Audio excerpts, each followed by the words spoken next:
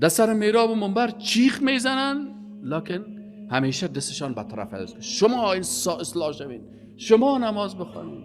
یک روز دست ای قسم بگو خودم باید اصلاح شم، ما باید توبه بکنم، ما باید از الله بترسم، ما باید مخالفت امر الله را میکنم. اتأمرون الناس، الله متعال میگه که آیا شما امر میکنید مردم را، ای علمای یهود و ای کسانی که علمای اسلام هستین عبرت بگیرین، و شما امر میکنید مردم را به نیکی و تنسون انفسکم، و شما فراموش میکنید نفسای خودتان را.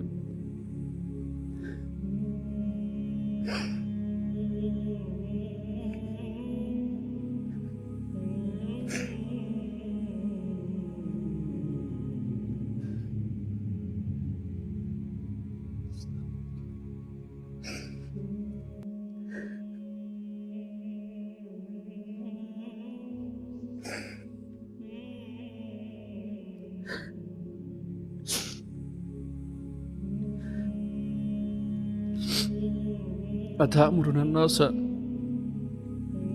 این استفهام توبیخی هست که شما امر میکنید مردم بالبری به نیکی و تنسون و فراموش میکنید انفسکم نفسهایتان را، و انتم و در حالی که شما تتلون الکتاب میخوانید کتاب های آسمانی.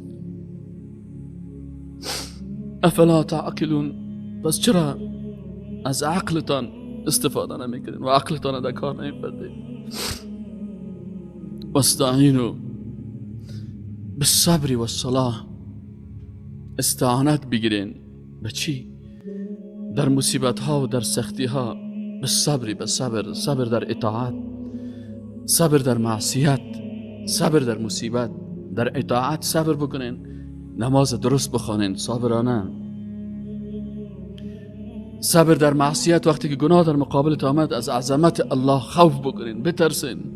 مثل که یوسف علیه السلام وقتی که در مقابل یک زن پولدار و پیسه‌دار در قصر با تمام امکانات وقتی که آماده میشه فرار میکنه از گناه، و وقتی که برتان مشکل میه، سختی میه، رجوع بکنید به نماز، به طرف الله رجوع بکنید، به بارگاه الله سجده بکنید، به مخلوق مراجعه نکنید. رسول الله صلی الله علیه و وقتی که در کدام مشکل روبرو میشد فوراً نماز میخوان، استعانت میخواست با صبر و با نماز. و انها، و یقینا که الله متعال میگه که این صبر و این نماز و این سجده کردن به الله و خود با سجده به الله قریب ساختن لکبیرتون، بسیار بزرگ است، بسیار سخت است. الا مگر علی الخاشعین، نمانده های الله که خشوع دارن، کسانی که قلب ذلت خود به الله بیان میکنن، خود جسد خود، جسم خود، فکر خود، قلب خود، کلش بر الله تسلیم کردن و ذلیل در مقابل الله میشه.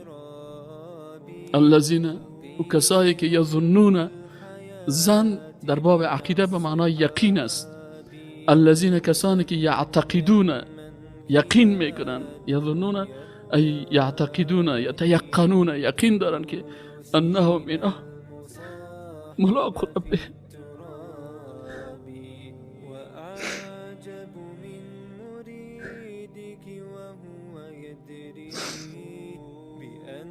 با پروردگار خود ملاقات میکنن. و انهم، و یقینا که ایشان الیه، به طرف الله رجوع کننده هستن، راجع للحساب و کتاب. یقین دارن، ایمان دارن که روز قیامت است و در این روز در مقابل خالق یکتا ایستاد میشیم. و الله از یک عمل ما، از یک سخن ما، از یک پول ما، از یک لحظه عمر ما را الله محاسبه میکنه.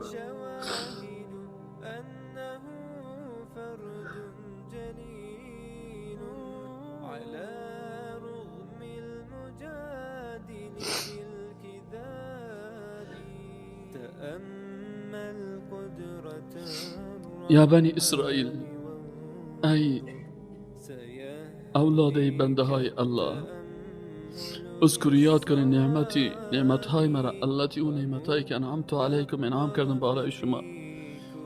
و انی فضلتکم، الله متعال بر از اینا فضیلت داده بود علی العالمین، به اون مخلوقاتی که در عصرشان بودن. اینا اهل کتاب بودن، بر از اینا یک مقام و منزلت خوب الله داده بود. لکن کسی را که الله عزت و مقام بده، باز امتحان از او از دیگرها کرده سختتر است و عذاب الله هم سر از اونا سختتر نازل میشه.